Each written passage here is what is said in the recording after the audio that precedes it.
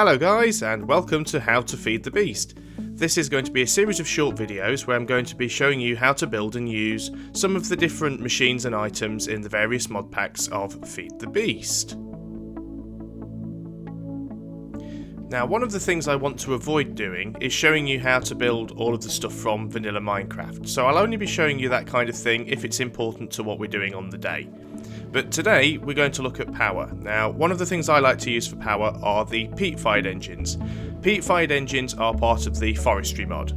Now, they're just as simple and easy to build as redstone engines, they're more powerful than redstone engines, and they don't blow up. Now, they can overheat if you leave them on and their power isn't going anywhere, so you need to have a switch on them, and they do require fuel, but they do put out significantly more power than redstone engines. So let's have a look at what we need to build our first peat-fired engine. Okay, so the ingredients list that you actually need are what you see here on the bottom of this chest. You will need 1 glass block, you will need 7 wooden planks, 12 cobblestone, 11 copper ingots, 1 iron ingot, and 1 redstone. That is all you will need to make a single engine. So if we go over to our crafting table, and one of the first things that we want to do is to make a piston. So to make a piston, we take 3 of our planks and put that along the top. We put the iron ingot in the centre, we put the redstone in the bottom, and then 4 of the cobblestone in the remaining spaces. And that gives us a piston, which is a vanilla item, but it's important to be able to make this.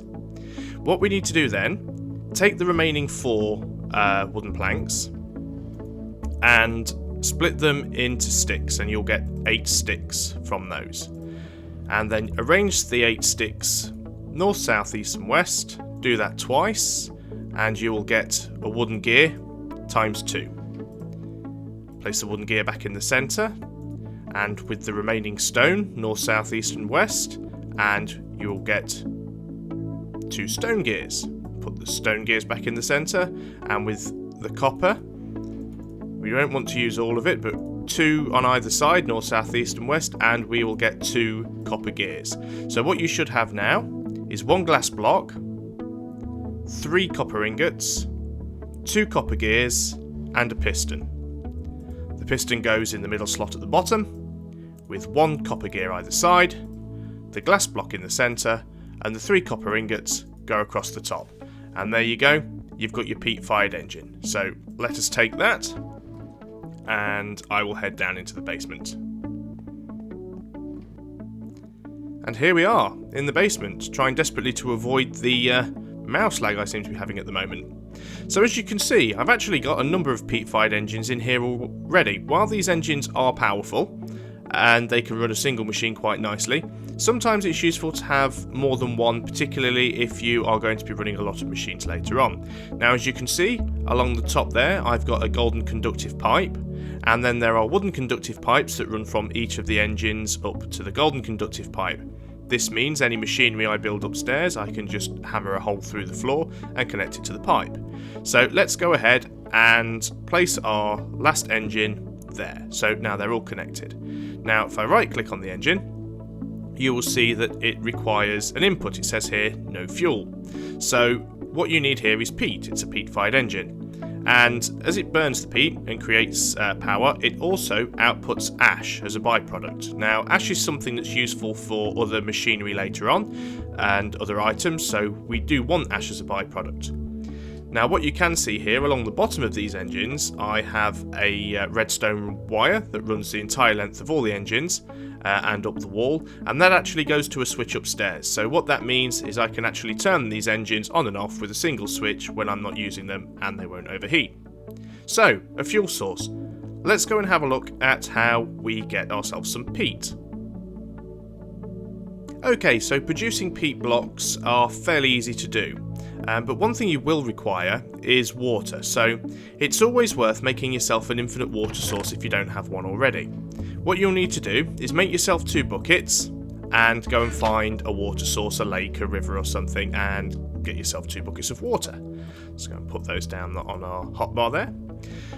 And you'll need to make a trench somewhere that is 1 block wide and 3 blocks long. If you take your buckets of water and empty one bucket into the far end and empty the other bucket into the near end, you now have a source block either end and another block of water in the middle. Now what you can do now, as long as you only ever take water from the middle block, it will always automatically replenish that water supply and you'll never run out of water. And it's always useful to have a nearby water supply if you're going to be making peat.